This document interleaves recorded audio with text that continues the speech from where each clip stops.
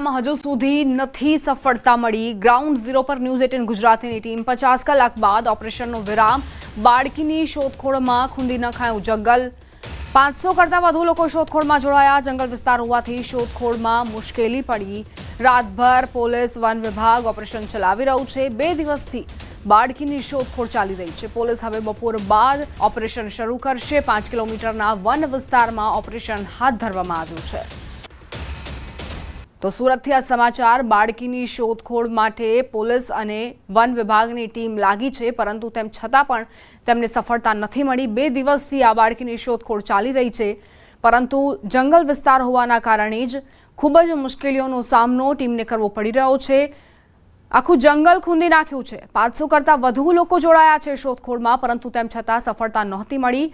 આજે બપોર બાદ ફરીથી ઓપરેશન શરૂ કરવામાં આવશે। 50 કલાક અને 500 લોકો જોડાયા છે, તેમ છતાં પણ હજુ બાળકીની કોઈ જ ભાડ નથી મળી। ગ્રાઉન્ડ ઝીરો પર ન્યૂઝ 18 ગુજરાતીની ટીમ પહોંચી છે। પડે અપડેટ્સ તમારા સુધી પહોંચાડી રહી છે। 50 કલાક સુધી આ ઓપરેશન ચાલ્યું અને ત્યારબાદ હવે વિરામ લેવામાં આવ્યો છે। પોલીસ બપોર બાદ ફરી એક વખત અહીં આ જે ઓપરેશન છે, ઓપરેશન માયા, તેને ફરી શરૂ કરશે। ડ્રોનની મદદ પણ લેવામાં આવી રહી છે, જેથી બાળકીની કોઈ ભાળ મળી શકે, બાળકીને શોધવામાં સફળતા મળી શકે। બાળકીની શોધખોળ માટે તમામ પોલીસના જવાનો કામે લાગ્યા છે। વન વિભાગની ટીમ પણ સંકલનમાં જોડાઈ છે। સુરત જિલ્લાના કામરેજ તાલુકાના વાવ ગામ ખાતે રહેતી અને કન્સ્ટ્રક્શન કામ માટે આવેલું મધ્યપ્રદેશના પરિવારની 1 વર્ષીય બાળકી કે જે માતા સાથે ઘર પાસે સૂતેલી હતી, તેને શ્વાન ઉચકીને લઈ જવાની ઘટના બનતા સમગ્ર વિસ્તારમાં ચકચાર મચી જવા પામી હતી। જોકે શ્વાન બાળકીને પોતાના મોઢામાં લઈ જતા માતા જોતા બૂમાબૂમ કરી હતી, જેને લઈને નજીકમાં કામ કરતા શ્રમિકો અને વેરિયાના લોકો આ શ્વાન પાછળ દોડ્યા હતા અને જોતજોતામાં શ્વાન સામે દેખાતા નીલગિરીના ખેતરમાં આ બાળકી માયાને લઈને પહોંચ્યું હતું। જોકે ગામના લોકો પહોંચી જતા બાળકીને લઈને શ્વાન ત્યારબાદ ત્યાંથી નહેર કૂદીને શેરડીના ખેતર બાજુ પહોંચ્યું હતું। જોકે સમગ્ર ઘટનાને 50 કલાક થઈ જવા છતાં પણ હજુ 1 વર્ષીય બાળકી માયા હજુ પણ મળી નથી। તેનું લેગિન્સ મળી આવ્યું હતું, જેને લઈને પોલીસની અલગ અલગ 6 કરતાં વધુ ટીમો અને એરિયાના 500 લોકો સાથે જે નહેર છે, નહેરમાં શ્વાનને જોવામાં આવતા ફાયર બ્રિગેડની ટીમની મદદ લેવામાં આવી હતી।